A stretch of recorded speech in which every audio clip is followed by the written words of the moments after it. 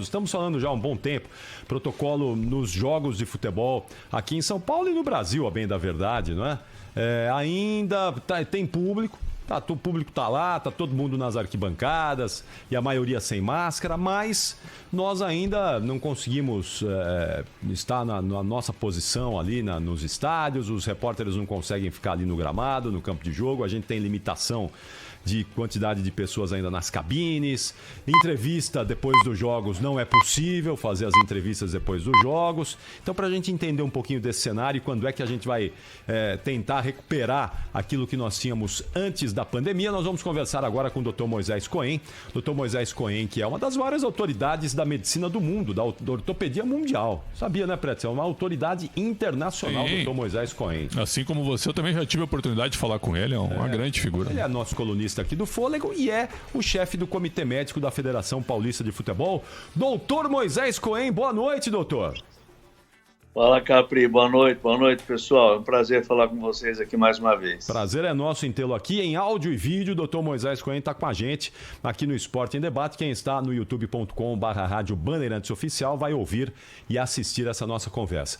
Dr. Moisés, e aí, quando é que a gente vai recuperar a chamada normalidade lá nos nossos estádios aqui? Porque a pandemia, aparentemente, os números vêm caindo aí, não é? Essa tal de Ômicron, os números estão caindo semana após semana. E público no estádio já praticamente normal. Quando é que a gente vai recuperar essa nossa chamada normalidade? Bom, Capri, na verdade a gente tem se dedicado a isso aí já faz um tempo, desde que começou a pandemia, com aquela suspensão e aí volta. E a gente tem sempre procurado trabalhar em conjunto com a Secretaria da Saúde, né? A gente não tem tomado nenhuma medida que seja fora daquilo que o Comitê do Covid do Governo do Estado tem preconizado. E é o que você falou, aos poucos nós estamos voltando ao normal. Realmente, aos poucos nós estamos fazendo com que a torcida vá voltando. Isso não é uma prerrogativa da federação, isso é uma prerrogativa da Secretaria. Nós fizemos uma solicitação oficial pela federação para que fosse considerada a liberação total do estádio, uma vez que os jogos são realizados ao ar livre, se exige os cuidados, evidentemente, o que você falou também é verdade, quer dizer, o fato de repente, se olhar, as pessoas não estarem usando máscara, mas isso acontece em qualquer ambiente, não precisa ser futebol. Eu mesmo fui a um teatro no sábado, à noite, e, em tese, eu vi lá no site, 60% de ocupação. Conversa, o teatro estava absolutamente lotado. E, evidentemente, o pessoal exigindo máscara porque você tem um controle maior, um lugar fechado. Então, eu acredito que, sem querer determinar a data, porque não depende da gente, mas nós estamos a caminho, sim, dessa liberação cada vez maior. Até porque as pessoas estão vacinadas, o que não significa unicamente condicionamento para que não pegue a doença, ela pode pegar apesar de vacinado, porém, no nível menor de manifestação clínica, que é o que tem acontecido.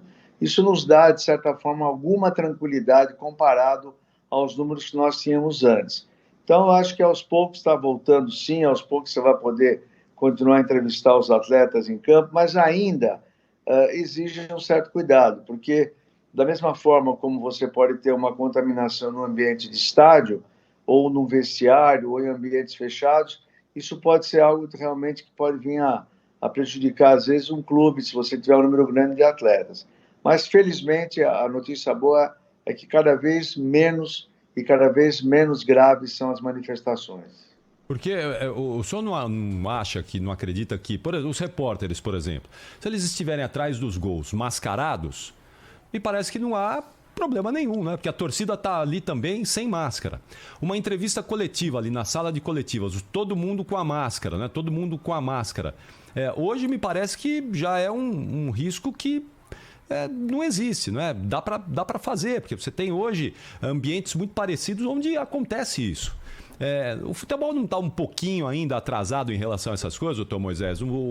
As autoridades da saúde não poderiam olhar para isso com um pouquinho mais de atenção, a federação fazer um pedido aí para as autoridades da saúde para começar a voltar a isso mais rapidamente?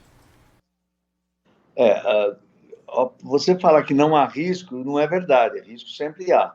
Mas foi feito esse pedido, Capri, E eu concordo, a minha posição é favorável a usar máscara, manter toda aquela orientação é super favorável. Socialmente, a gente já tem isso acontecendo, casamentos, praticamente aí todas as semanas você tem casamentos com grande quantidade de pessoas, não é nada diferente do que acontece no estádio de futebol. Então, eu estou de acordo, eu acho que as pessoas, à medida que vai passando o tempo, aí vão se cuidando, ou mesmo que não se cuidem, já tiveram contaminação, já tiveram a doença. Então, cada vez mais, eu acho que isso vai acontecer. Eu acredito que muito em breve, mas breve mesmo, eu não saberia dizer quanto tempo, se é semana que vem ou não, porque tudo é muito dinâmico. Mas a solicitação, eu posso lhe adiantar que foi feita pelo presidente Reinaldo, passou na minha mão para ver se estava de acordo com os termos. No fundo, é o quê? É uma solicitação para liberar a entrada, liberar totalmente os torcedores com uso de máscara, como você falou previamente. E isso, a hora que isso acontecer, vai valer também para repórter e tudo mais. Eu concordo com o que você falou. O uso de máscara passa a ser algo no ambiente comum, como eu vou para o hospital, como você vai para a Band, todo mundo usando máscara sem nenhum problema, nada de diferente. Perfeito. Vamos lá, João Paulo Capelanes. Vamos lá, doutor, um abraço para o senhor, sempre um prazer conversar com o senhor, doutor. A minha pergunta vai em relação ainda em cima disso que o Capriotti falou. Eu não sei se o senhor tem essa informação, mas é um sentimento meu, e eu não sei se o Preto e o Capriotti também têm a mesma sensação, que a gente conversa com o presidente dos clubes, parece que os presidentes querem cada vez mais a imprensa longe do dia a dia do CT. A gente conversa com os jogadores publicamente falam que preferem o distanciamento da imprensa no dia a dia do CT, atrás da placa de publicidade, aquela coisa toda. O senhor tem essa informação que os clubes não estão interessados para que a gente agilize esse próximo passo, que seria voltar à normalidade, o dia a dia da imprensa, não só no CT, mas no estádio de futebol, doutor? Capelani, boa noite primeiro. Boa noite. Não, nunca ouvi nada semelhante, nada, absolutamente nada. Nem por parte de dirigente, muito menos por parte de atleta. Eu desconheço totalmente e também não encontro uma razão para isso. Não vejo porquê disso. Acho que a mídia pode ser um agente positivo na divulgação do clube, de uma série de coisas. Eu nunca escutei nada disso, Capelani. Não, perfeito. Até só para mim dar uma última aqui em relação a essa situação, o Capriotti falou muito bem sobre essa questão. Talvez seja uma coisa um pouco mais agressiva você voltar tão fortemente à normalidade, com repórteres atrás da placa de publicidade. Falo isso por quê, né, Capri? Porque a gente fica atrás da placa, no distanciamento, beleza, é uma coisa. Depois vão todos os repórteres juntos naquele túnel curto de cada estádio para que a gente possa fazer o quebra-queixo. Para quem não sabe o que é quebra-queixo, aquelas entrevistas rápidas de saída de campo. Aí você acaba aglomerando, tem aquela coisa toda ok. Mas não consigo colocar na minha cabeça, ainda mais nas grandes arenas que nós temos aqui, o Allianz Parque, até o estádio do Morumbi, que não é uma arena, mas o estádio com estrutura, a Neoquímica Arena. Por que os repórteres ainda, mesmo 2 anos após a pandemia, com as coisas mais controladas, doutor, minimamente os repórteres não podem participar das entrevistas coletivas presenciais, doutor? Por que tão ainda um passo atrás? Parece que a federação e também os clubes, eles não estão tão preocupados que a imprensa possa não fazer o seu trabalho. Claro que vocês querem que a gente faça o nosso trabalho, mas que a gente possa fazer um trabalho mais instantâneo, não aquela coisa mais gelada que você manda a pergunta, espera 2 anos e meio para que venha a resposta através de um canal de comunicação do clube ou através do WhatsApp, doutor? Realmente é como eu disse, eu nunca ouvi falar nada disso. Eu acho que talvez a gente estivesse no momento de começar a liberar, na minha ótica, até porque a situação hoje é essa. Se você vai viajar, eu viajei há pouco tempo para o exterior, avião lotado. Você vai para uma festa de casamento, todo mundo cheio, todo mundo junto ali. Claro, ser vacinado antes, máscara, são cuidados a mais que você pode ter. Mas eu acho que é extensível. Eu concordo, eu não sou contra. Eu não tenho elementos na mão ou argumentos para dizer por que a pessoa pode se acumular dentro de um trem, de um avião, de um ônibus e não pode fazer uma entrevista. Eu não tenho esse elemento. Mas isso depende de quem, doutor? Desculpe, não, isso depende de quem? Porque o senhor é uma grande autoridade aí, influente dentro da federação, da Secretaria, né? da Saúde, da como Secretaria. Ele explicou. Fica dependendo só da Secretaria de Saúde? Me parece uma grande incoerência, né, por parte do órgão, vendo tudo acontecendo, O ônibus departamento lotados e tal. técnico também. Exato, me parece uma grande incoerência. Assim como me parece ser incoerente, né, doutor, o uso de máscara ainda ao ar livre aqui em São Paulo, porque eu não sei, mas acho que ao ar livre, nesse momento que nós estamos aqui da pandemia, me parece que já daria para pensar na liberação de máscara, mas as autoridades da saúde estão cogitando essa possibilidade para o final do mês de março. O que te parece isso, doutor? A questão do ar livre, Capri, depende de que condições e que ambiente você está. Se você, por exemplo, tiver ao ar livre, mas você tiver uma distância de 1 metro, 1,5 metro da pessoa, ou estiver correndo, que você é um corredor, esse Ômicron, essa última modalidade, ela é extremamente transmissível. Então, é um cuidado a mais. Agora, realmente, eu, por exemplo, estou aqui na praia, tá? Estou falando por mim, eu não ando de máscara, estou andando para cá, para lá, eu não ando de máscara, porque eu compartilho dessa ideia. Eu acho que ao ar livre não vejo, nesse momento, mais necessidade de ter esse cuidado. Vejo, sim, uma necessidade em ambiente fechado. Então, acho que isso realmente, o índice de contaminação é maior. Mas se você for levar à risca, se tem algum elemento que está contaminado, a hora que ele coloca a mão em alguma coisa, você vai lá em seguida põe a mão também, também você está contaminando. Então, eu acho que esses cuidados que existem, eles são muito mais para você cercar, para você ter uma segurança a mais. Mas nada é absoluto, nada é tão seguro. Eu acho que ao ar livre, na minha ótica, também acho que já poderia estar sendo dispensado, desde que não houver a proximidade corpo a corpo. Eu acho que essa é a única questão. Doutor, eu queria ouvir do senhor, uma autoridade da medicina desportiva, quando o senhor vê o goleiro Danilo Fernandes ontem com o rosto todo arrebentado, depois de um atentado de uma... Não sei, acho que aquilo ali para mim não é torcedor, mas... que seja então, né? Uma uniformizada do Bahia.